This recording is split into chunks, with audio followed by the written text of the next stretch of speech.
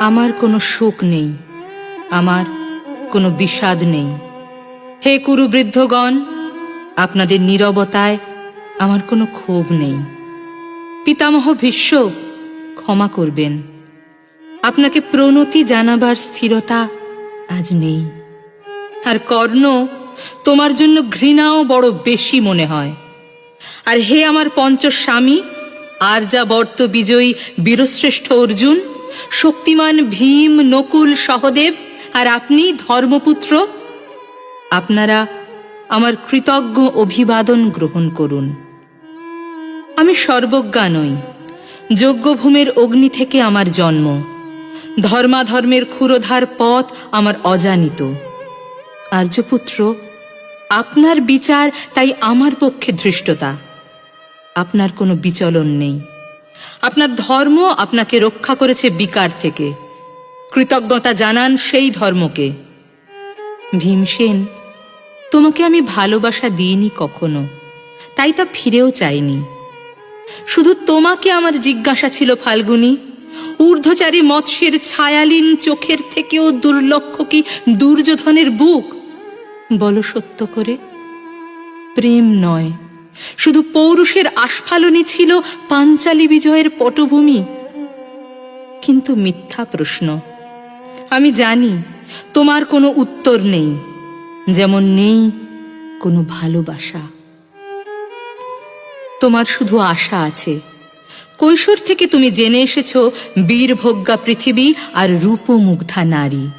জেনেছ একদিন ধৃতরাষ্ট্রের হাত থেকে ছিনিয়ে নিতে হবে কৌরব উত্তরাধিকার।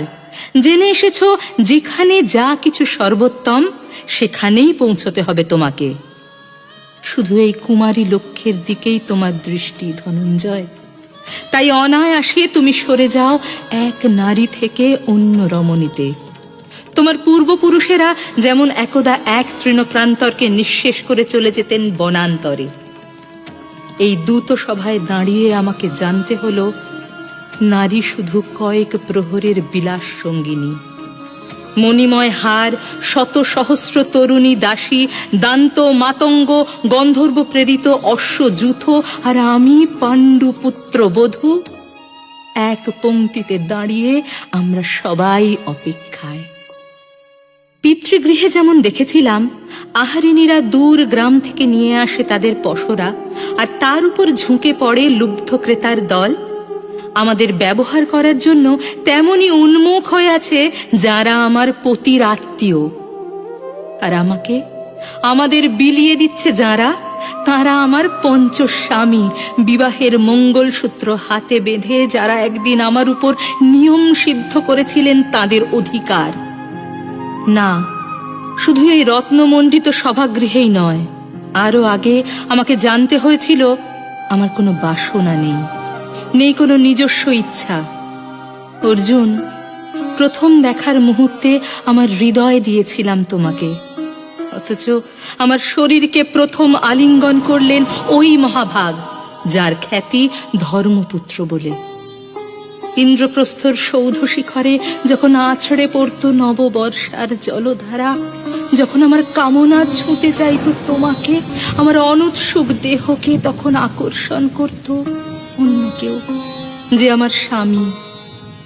বসন্ত রজনীতে কিংসুকের প্রমত্ত উল্লাস মুহূর্তে তোমার ব্যাকুল বাহু টেনে নিত আমাকে নয়, অন্য কোনো যুবতীকে। বারে বারে আমাকে সন্তানবতী করেছে পুরুষ, কিন্তু তারা প্রত্যেকেই আমার আকাঙ্ক্ষিত নয়।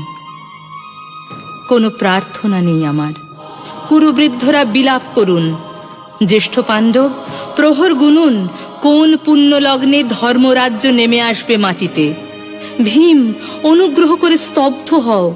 নকুল, সহদেব, বিচ্যুত হয়েও না অগ্রজের প্রতি অটল বিশ্বাসে। আর অর্জুন, অন্তঃপুরে যাও, সেখানে তোমার জন্য স্নিগ্ধ শরীর সাজিয়ে রেখেছে তোমার কোনো প্রেয়সী। শোক নয়, লজ্জা নয়, এই রাজগৃহে দাঁড়িয়ে আমি জানলাম প্রেম নয়, অধিকার নয়, নারী শুধু প্রয়োজনের। জানলাম এখানে কোনো ভেদ নেই ধর্মপ্রাণ যুধিষ্ঠির, শক্তিমান ভীম, প্রেমিক অর্জুন আর লোলুপ ধৃতরাষ্ট্রনন্দনদের মধ্যে। প্রতিকার চাইছি না, যা শুধু বিলাসের, সেই বস্ত্র ছিনিয়ে নেয় যদি কোনো দুঃশাসন, নিক। আমি কাঁদছি না, চারপাশে ভাসানের ডিঙায় পশুদের উদ্দাম নাচের ভঙ্গি আমি দেখছি না, চারপাশে ক্লিবদের অক্ষম বিলাপ আমি শুনছি না। ধনুর্বাণ নেই, আমি ফিরিয়ে আনছি আমার জন্মের স্মৃতি, যজ্ঞের আগুন। দ্রৌপদী নই, নই পাঞ্চালী, নই ভরত কুলবধূ, আমি কৃষ্ণা, যজ্ঞাগ্নি সম্ভূতা, শুধু নারী এক।